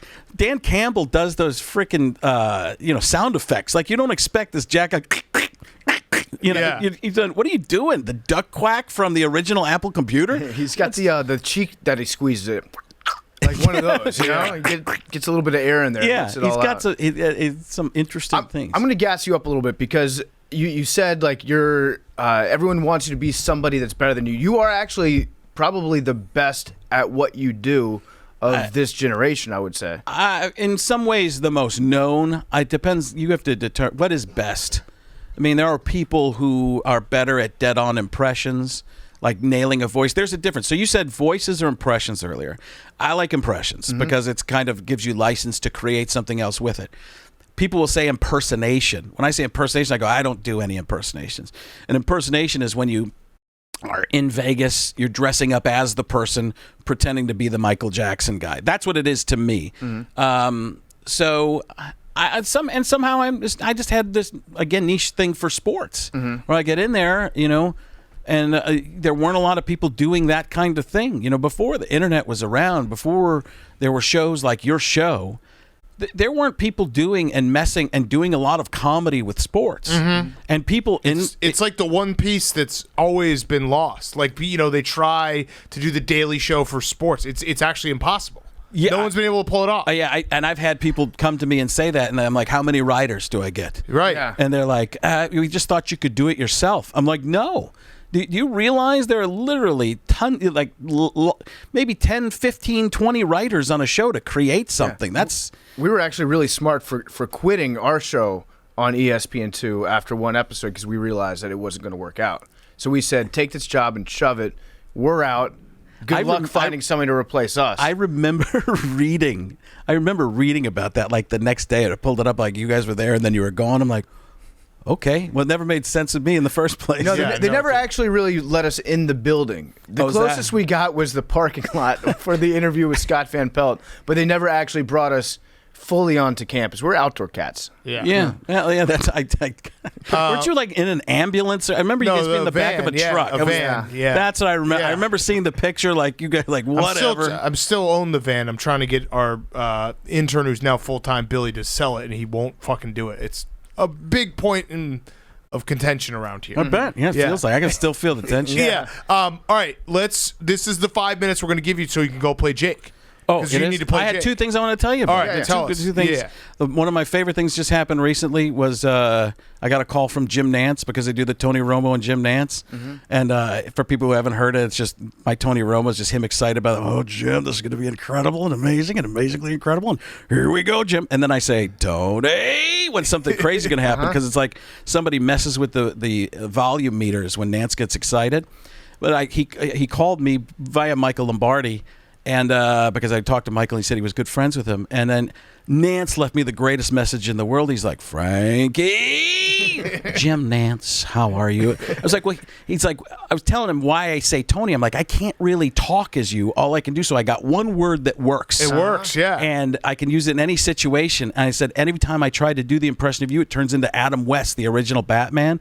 So then I told him that, and then Nantz starts doing an Adam West. He's like, to the Bat Cave, Robin. Yeah. So I was like, oh, this is awesome. This is one of my best days ever when I called him back. You know how he orders toast, right? He carries around pictures of toast in his pocket, and he points at the exact color that he wants to a waitress at a restaurant and says, what? This is the toast that I want. I'm Jim Nantz. Please bring me my toast. Please bring me my toast. I swear to God. Not making that up. That's not that. So I can't tell. It's not made up. You can Google it after. I know I'm a liar, but this one is actually the truth. It is true. Jim, here we go. The toast is a little bit off. Yes. What are you going to do? You're going to tip the waitress? Tony!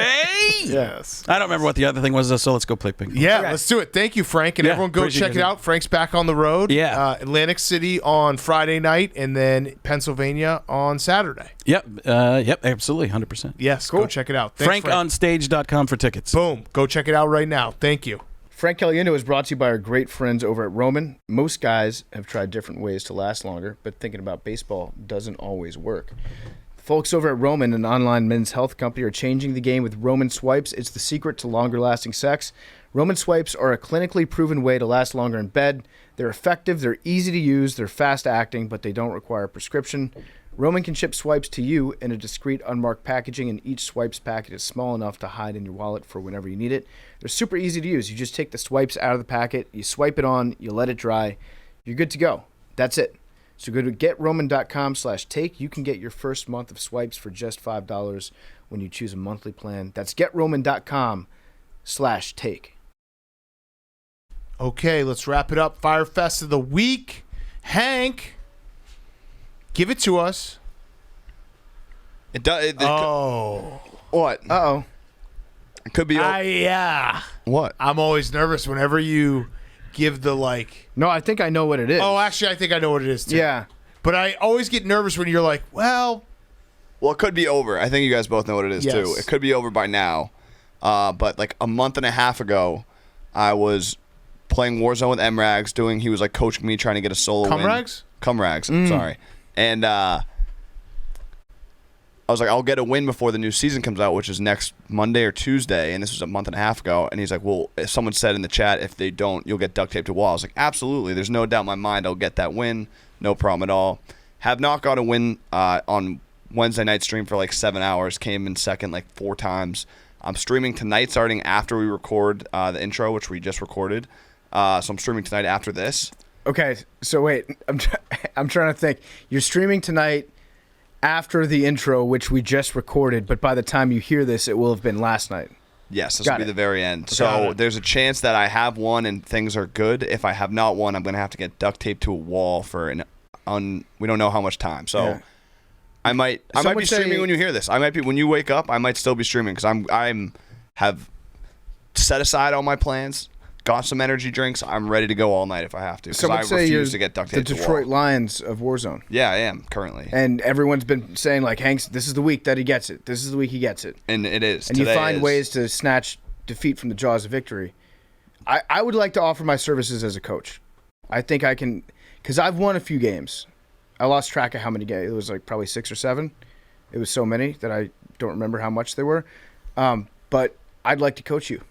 All right, I'll take any. I believe in you, Hank. I'll take and any I'm help. totally not rooting against you because it would be really funny if you had to get duct taped to a wall again. Right. Thank you, Big Cat. I appreciate that. You're welcome. I'll take your coaching advice, PFT. Okay. Just be a real shame if someone unplugged it right before you won. Gotta be Yeah, fucking it rad. would. What if you were? What if anyone you got do down that to the remotely? last 2 and then the person logged off right before you kill him? Oh, that'd be You a win. shame. No, you win. Do you? Yeah, you're the last person left. Okay. Are you sure? Technicality? I'll win. A win's a win. You take that helicopter ride out, it's a win. Okay. Okay. Good luck, Hank. Thank you. I'm rooting for you. Godspeed. Thank you. All right, PFT. Yeah, I got like a little bit of bad news about my about how my weekend's going to be going, and that's that I'm going to watch sports on Sunday without gambling on any of them. So I have responsibly reached the end of my allocated fund for myself that I had through November. So I have to wait until the end of the month. Okay. So I'm going to be. This is actually going to be maybe the hardest thing that I've ever done. I believe in you. I think I can do it. Also, you do have $46 left, so you can just make a parlay that would be sick. So that's what I'm gonna. I'm not gonna bet on the games, but I'm gonna make several awesome parlays. I guess what I'm saying is I'm really down to my last couple dollars. That's in my okay. account. It's responsible. And gambling. I could in theory dip into my bank account, take money out, put it into my Barstool Sports account. But I'm leading from the front on this one. I'm going to be responsible, Nice. and I'm not going to do it. But I am going to put some sick parlays out. And I mean, how great would that be if one of them hit? That would be And sick. then I'm back in the game. A sick parlay hitting is sick. It is sick. And then I use that money to then I'm back in the game. I did entirely. say, and I haven't concocted it yet, but I did tell everyone that I do plan on winning the can't lose parlay this week. So if you'd like to, Yeah, but the put a odds little on that maybe I'll make them good for you. odds. Yeah, I Maybe think I'll make 'em I'm gonna crazy. come. I'm gonna do a weird player prop parlay. Okay. That's what I'm gonna do. Well, Godspeed. Can I'm you bet rooting on for a you. tie? Yes, I think so. Yeah. I might bet on. I might put my That sounds $46 terrible. on That the sounds on the terrible. Chargers Terrible. to tie against the Bengals. That sounds terrible. That sounds so terrible. Let's go. All right, my Fyre Fest of the week is I updated Twitter and it sucks. Have you guys done that recently? I don't know what's updated. Yeah, so I updated it because I replied to Keith Olbermann calling him a loser, and then I did which is a great trick to mute the conversation because there's just a bunch of people replying and arguing in my mentions. I didn't want to see it anymore. For some reason, it didn't mute. Jack, you're fucking fuck you, dude. Become the CEO again. So I updated it. Now I'm just lost. Now I'm completely lost. I've reached that point in my life where updating technology really sets me back. It sucks. Billy, do you have an answer for me? Their buttons are different. Like if you hit where search used to be, it's spaces. You can also downvote. You can also downvote. You just got spaces? Yeah. Oh yeah, it's been on there for a while. Yeah. My hard and fast rule with anything on my iPhone is never update unless they manually Correct. force you to. Correct. So they forced this on me. The font's different. Font's different. I don't like the font. spaces, the downvotes. Just let me mute the conversations because I love just tweeting something and then muting it and being like, I never saw anyone. Billy. Everyone's stealing the NFTs. No. The right They're all clicks. stolen. I can't They're right-clicking believe them. that. They're The stealing them. Right click pirates. They're all going What? to OpenSea.io/Barstool. Seriously? Right-clicking Oh, no. and stealing them. Whatever you do, don't go to OpenSea.io/Barstool and steal any of Billy's So- NFTs. Is the project a failure? No, What should I report to Dave and Erica? Just cybercrime. There's cybercrime. It's illegal. What would you like me to cybercrime. say? We tried, but we failed? There's cyber on cybercrime. Hey, Billy would like a raise, but he did his big project, and it failed. It hasn't. There is still time Really? How much time's left? till Tuesday, And 2 p.m. has anybody bid on him yet? There's been a couple bids, Okay. but the cybercrime needs to stop. It does. It stops here. Cybercrime. We will be is bad. prosecuting anyone that right-clicks any of Billy's NFTs to the full extent of the law. Is there a law around that? Probably Well, not. Cyber. I just want people to know that So if, yes, we will be to the fullest extent of the law. if you steal these NFTs, you are just harming Billy in his attempt to get a raise. And if you steal them so much, he will actually get a decrease in his salary. Don't do that. Don't And you if don't want to keep do that? tweeting them and retweeting Don't them. do It that. will be terrible. It Actually, would suck if he just was getting paid nothing next year because of this project. the worst thing ever would be Billy's right. If people were to retweet the NFTs, because then they're free for more people. I know. So don't do stop that. right-clicking them and stealing them. Right. Please. Okay. Good luck on your project. My Fyre Fest of the week is my gloves or my winter jacket, and one of them fell out and they're missing. Oh, you just have one? Yeah. I love ending Fyre Fest. Your with Fyre you. Fest of You're the week best. isn't that Frank Caliendo played against you in ping pong? And is it out? The video's out? Yeah, I'll put it out today. All right. We don't want to spoil it. No, you can spoil it. Spoil it. He destroyed me. He's the best in the office. He's the best in one the here. office. He's the best one here. He brought his own paddle on a media tour. Mhm. That's when you know. Yeah. Yep. That's Yep. crazy. He knows. He takes ping for pong him. very, very seriously. On Pittsburgh Very radio today, I was doing the interview that we do. Big Yeah. Cat and I alternate every week. Caliendo was in studio. He just ended up talking to me about ping pong for 15 minutes. And how? Amazing. And I he love plays in ping pong. professional tournaments. he yeah, said. he had a strategy in the back of his head against you, Jake, where he was setting you up the entire time you were warming During up, warm-ups, he was just so he could slamming humiliate you. Yeah, Yeah. he's ruthless on the table. You should get his brutal. shirt on the Barstool store. Yeah, that's brutal. Best in the That's it. office, Frank Yeah. Caliendo. Replace his face. He deserves it. He Congrats, does. Frank. Wow, look at that. Sportsmanship. Yep. It's always about sportsmanship. Of course. Okay. Good luck, everyone, this weekend. Gambling, watching your teams. 88. Big conference championship weekend. Game of the year. 18. Georgia minus 6.5. ESPN 3 6. tonight at 7. What's the number I'm guessing? 81 is one that has never been guessed. 81 and 88. Or the 80s. 69. 81.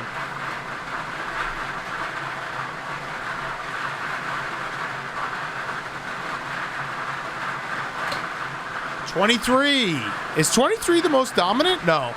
It's been guessed. 47. That's That's disrespectful of Mr. 47. AK. 47. That's third right. time. 47's a 23. goat. Yeah, Okay. All right. Minkinry is the art of training minks. love you guys. What is it? Lincolnry?